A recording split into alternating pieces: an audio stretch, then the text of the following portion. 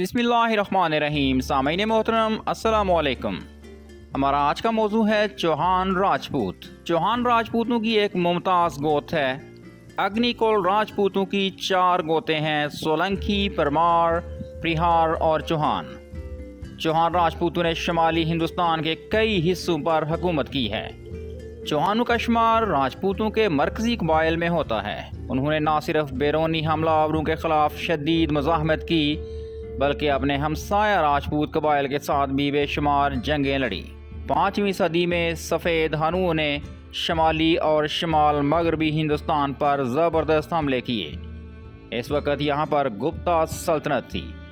हनु से शिकस्त के बाद गुप्ता सल्तनत टूट फूट का शिकार हो गई और बहुत से खुद मुख्तार हिंदू राजाओं ने इक़्तिदार संभाल लिया। इन्हीं में से एक चौहान कबीला भी था। तारीख में इनको पृथ्वीराज चौहान की वजह से ख़ास तौर पर याद किया जाता है। तारीखी, सकाफ़ती और तादाद के लिहाज से इनको राजस्थान में बड़ी अहमियत दी जाती है। हिंदू कुतुब वैदम यानी वेदास में चौहानों का जिक्र है। इनको अग्निवंशी कहा जाता है, यानी इनको आग से मंसूब किया जाता है। रवायात के मुताबिक चौहानों को बुरी बलाओं और शैतानी ताकतों के खिलाफ लड़कर इन्हें ख़त्म करने के लिए पैदा किया गया था। पुरानी रवायात के मुताबिक इनकी इब्तदा ही आग से हुई थी। उस नज़रिए के मुताबिक आबू के पहाड़ के ऊपर 4 ख़ानदानों के अजदाद का जन्म हुआ, जिनमें पनवार, प्रिहार, सोलंकी और चौहान शामिल हैं। मगर चौहान दौर में लिखी गई तहरीरों में इनको सूर्यवंशी और श्री राम चंद्र की औलाद लिखा गया। कुछ रवायात के मुताबिक चौहान सल्तनत का आगाज़ 6वीं सदी के करीब हुआ। चौहान शुरू में दीगर सल्तनतों जैसे गोहल और प्रिहारों के ज़ेर असर रहे और कबाइल के साथ 7वीं और 8वीं सदी के अरब हमलों को नाकाम बनाया। कुछ सालों के बाद चौहानों की आज़ाद सल्तनत कायम हो गई। पृथ्वीराज चौहान दिल्ली और अजमेर का आखिरी हिंदू राजा था। इसकी बहादुरी के कारनामे शुमाली हिंदुस्तान में बहुत मशहूर हैं। उसने अपने हमसाया राजपूतों के साथ जंगें लड़ी। एक रवायत के मुताबिक जय चंद, जो कनूज के राजा थे, उनकी बेटी संजुक्ता और पृथ्वीराज चौहान एक दूसरे से मोहब्बत करते थे। इसी वजह से पृथ्वीराज चौहान ने इसे उठाकर उससे शादी कर ली। इस वजह से जय चंद के साथ इसकी दुश्मनी हो गई। पृथ्वीराज चौहान की हुकूमत राजस्थान, हरियाणा, दिल्ली, मध्य प्रदेश और उत्तर प्रदेश के इलाकों पर मुश्तमिल थी। इसका दारुल हुकूमत अजमेर था। चौहानों ने 400 साल तक इन इलाकों पर हुकूमत की। 1190 या 91 ईस्वी को सुल्तान शहाबुद्दीन गौरी ने दिल्ली पर हमला कर दिया। दिल्ली से 70 मील शुमाल की तरफ करनाल के करीब तराइन के मुकाम पर इनका मुकाबला दिल्ली और अजमेर के राजा पृथ्वीराज चौहान से हुआ। अफगानों और राजपूतों में गुमसान की जंग हुई। दोनों तरफ के सूरमाओं ने बहादुरी का हक अदा कर दिया। शहाबुद्दीन गौरी के लश्कर का बड़ा हिस्सा खिलजियों और अफगान कबाइल पर मुश्तमिल था। इस मुकाम पर तारीखी जंग हुई।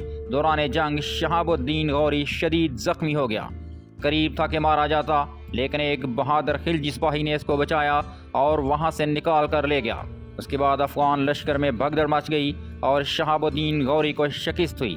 ज़बरदस्त कश्त खून के बाद इसका लश्कर भाग निकला और मैदान पृथ्वीराज चौहान के हाथ रहा। इस शिकस्त के बाद सुल्तान शहाबुद्दीन गौरी ने इसका बदला लेने के लिए जंग की भरपूर तैयारी शुरू कर दी और 1 साल के कलील अरसा के बाद दोबारा दुनिया के ये अजीम जर्नैल आमने सामने हुए।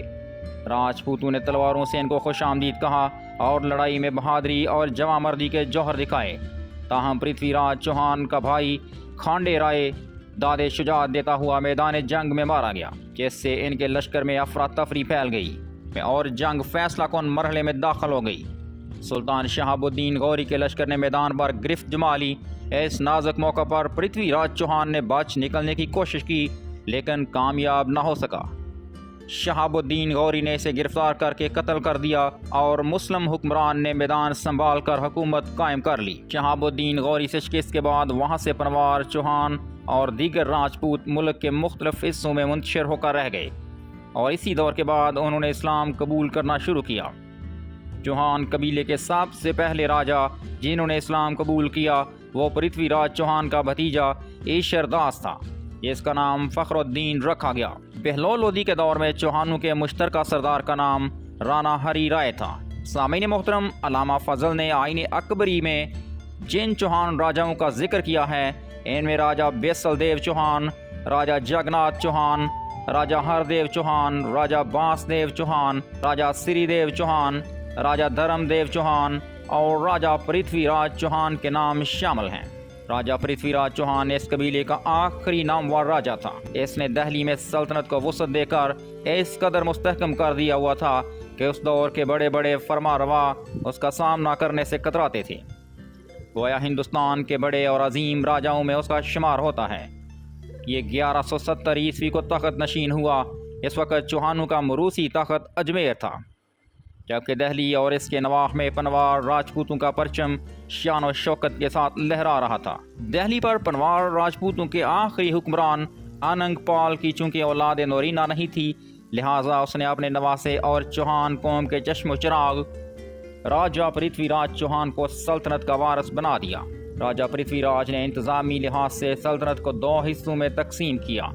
दिल्ली पर अपने भाई खांडे राय को हाकिम बनाया और मालो और अजमेर के इलाके अपने पास रखे। इसकी हुकूमत में हिंदुस्तान के वसी व अरीज इलाके इनकी अमलदारी में थे। पृथ्वीराज की शिकस्त के बाद चौहान कौम की कुछ शाखें आज़ाद या खुद मुख्तार रहीं।